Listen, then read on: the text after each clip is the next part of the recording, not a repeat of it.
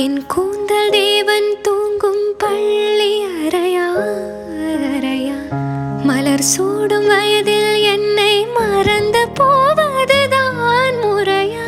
நினைக்காத நேரம் இல்லை காதல் ரதியே ரதியே, உன் பேரை சொன்னால் போதும் நின்று வழிவிடும் காதல் நதியே.